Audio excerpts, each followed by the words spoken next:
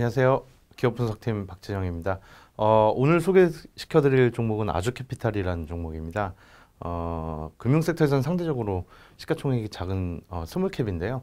실적이 좋아지는 모습이 나타나고 몇 가지 투자 포인트가 있어서 점검 삼아서 소개를 드리게 됐습니다. 바로 말씀드리겠습니다. 아주캐피탈은 자동차 금융 위주의 사업 모델을 가지고 있는 여신 전문 금융업체입니다. 그래서 일반적으로 그 여신 전문 금융업체에 이제 속한 회사들이 카드사나 캐피탈사가 주로 있고요. 이 아주캐피탈 같은 경우에는 자동차 금융 비중이 이제 72%에 달하기 때문에 자동차 금융의 상대적 의존도가 상당히 높다. 이렇게 보시면 되겠습니다. 이 아주캐피탈이 그동안 과거 한 2년 동안 영업이 잘 안 됐었습니다. 그 가장 큰 문제가 2015년에 신용등급이 강등이 됐어요. 그래서 이때 이후로 자산이 지속적으로 이제 축소되는 과정을 겪었는데 작년에 이제 대주주가 변경이 됐습니다. 이거를 계기로 조달과 영업 쪽에서 상당히 개선되는 이런 모습이 나타나고 있기 때문에 향후에 중장기적으로 펀더멘탈 이익 지표의 개선이 나타날 수 있는 이런 여지가 상당히 강화됐다. 이렇게 보시면 되겠습니다. 그 대주주 변경에 대해서 말씀드렸는데 아주캐피탈의 최대 주주는 지금 웰투시 제3호 투자 목적 회사입니다. 그래서 과거에는 이제 아주그룹이 보유하고 있던 지분 74.04%를 작년 7월에 웰투시가 인수를 하게 됐고요. 그 웰투시는 우리은행이 1,000억 원 출자를 하는 회사이기 때문에 실질적인 지배력은 우리은행이 가지고 있습니다. 향후 펀드 만기 시점에서 우리은행이 아주캐피탈에 대한 우선 매수 청구권을 보유하고 있어서 추가적으로 지분 확대를 이렇게 기대를 해볼 수도 있는 이런 상황이다. 라고 보시면 되겠습니다. 이 캐피탈 회사들은 사실 가장 중요한 게 이제 조달입니다. 상대적으로 영업에 대한 그 운용 수익률은 사실 회사마다 큰 차이가 안 나는데 운용 수익률에 미치는 영향은 이제 마케팅 쪽에서 영향을 미치고요. 조달 능력이 사실 캐피탈 회사의 경쟁력의 가장 중요한 부분이다라고 보실 수 있는데 그 조달에 이제 그 중요한 어떤 우위에 점할 수 있는 거는 크게 두 가지입니다. 하나는 이제 결국 모회사의 신용 등급이 되겠고요. 또 다른 하나는 이제 펀더멘탈이 되겠습니다. 네, 앞서 말씀드린 것처럼 이 아주캐피탈은 사실 자산 측면에서는 큰 문제가 없었는데 이 모회사 대주주의 그 대주주의 영향으로 신용 등급이 이제 낮아지면서 조달 비용이 확대가 돼서 상대적으로 이제 마진 압박을 받게 되는 그런 모습을 보였었습니다. 작년에 대주주가 변경되면서 아주캐피탈은 조달 비용을 줄일 수 있는 어떤 기반이 강화가 됐다 이렇게 보시면 될 것 같고요.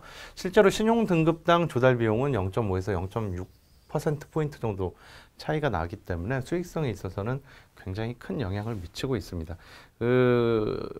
아주캐피탈의 현재 신용등급이 개선되진 않았습니다. 아직까지는 신용등급이 상향되진 않았는데 실제로 이제 얼마 전에 신용등급 전망이 이제 긍정적으로 바뀌면서 이런 어떤 신용등급 개선에 신용등급 상향에 대한 기대를 높여갈 수 있는 이런 시점이다. 라고 보실 수 있겠고요. 이 조달 비용의 이 우위를 점하게 되면 그 후에 이제 후행적으로 나타나는 게 이제 영업력 회복입니다. 그 캐피탈 산업은 듀레이션이 이제 2에서 3년 정도 됩니다. 이걸 이제 바꿔서 좀 쉽게 풀어서 설명을 하면 자산 규모의 30에서 50% 정도는 매년 신규 영업을 해야 신규 자산이 발생을 해야 자산 규모가 유지되는 이런 자산 부채 구조를 가지고 있습니다. 사실 이런 구조 속에서 아주캐피탈이 자산 성장이 상당히 좀 둔화가 됐었는데 작년부터는 이쪽 부분에서 턴어라운드가 좀 상당히 크게 나타나고 있는 상황이고요. 마진 측면에서 보면은 그동안은 이제 저마진 국산 승용 쪽에서의 강점을 가지고 있었는데 작년부터 신규 영업은 고마진 수입 승용 부분에서 좀 확대를 하고 있다는 점이 이 마진 측면에서도 긍정적이라고 보실 수 있겠습니다. 요런 것들을 감안하면 이제 뒤에 자세히 그 수익 예상이나 이익 지표들이 나와 있는데 올해 이 회사의 당기순이익 뒤에를 잠깐 볼까요? 올해 이 회사의 당기순이익은 전년 대비해서 한 33% 정도 증가를 할 것 같습니다. 그래서 693억 원 정도 예상을 하고 있고요. 이 조달 비용 개선에 의한 자산 성장, 대손 비용, 판관비 관리에 의한 비용 안정화가 동시에 진행이 되면서 이익 성장을 이어갈 수 있을 거라고 보고 있습니다. 실제로 이제 ROE는 9.9%포인트 정도 예상을 하고 있는데 상당히 이제 좀 고마진으로 회복이 되는 그런 구간에 진입을 했다라고 보시면 될 것 같습니다. 그래서 이 이익이 이렇게 늘어나는 구조이기 때문에 사실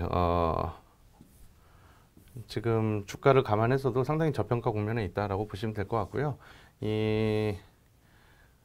저희가 이제 제시하는 투자견 매수와 목표 주가 1,500원을 이제 신규로 제시를 합니다. 목표 주가는 2018년 예상 BPS 12,228원에 목표 PE 0.86배를 적용해서 산출을 했고요. 적어도 이제 한 배까지는 좀 업사이드 상향 가능성을 좀 열어놔도 되는 시점이 아닌가라고 생각을 합니다.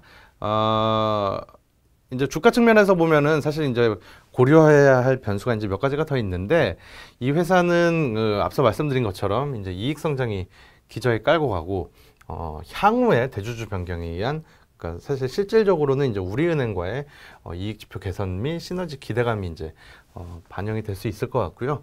이 소액주주 차등 배당 정책을 지속적으로 적용을 하고 있습니다. 그래서 상당히 높은 배당 수익률을 우리는 기대를 할 수 있는 이런 상황이기 때문에 이런 세 가지 투자 포인트로 이제 이 회사 주식을 긍정적으로 봐야 될 시점이 아닌가라고 판단을 하고 있습니다. 다만 이 회사의 이제 주식 관점에서 봤을 때 이 회사의 이제 좀 봐야 할 포인트는 이제 거래량이 얼마 안 됩니다. 60일 평균 거래량이 지금 7만 주 정도밖에 안 되는데 한 6억 원밖에 안 돼요. 그래서 이제 거래가 많이 활발하게 있는 그런 종목은 아닙니다. 그래서 거래량을 감안하면 사실 그 살 수 있는 규모가 좀 한정적인 거는 이제 리스크 요인이 될 수 있고요. 또 하나는 그 우리은행 지주사 전환 과정에서 이 회사의 주식의 가치나 펀더멘탈이 어떤 식으로 변화가 될지에 대해서 우리가 좀 관심 있게 좀 봐야 할 향후에 추가적으로 주가에 미칠 수 있는 변수가 되지 않을까 이렇게 생각을 하고 있습니다. 이 결론적으로 보면은 이 회사는 이제 양호한 이익 성장이 예상되는 회사고요.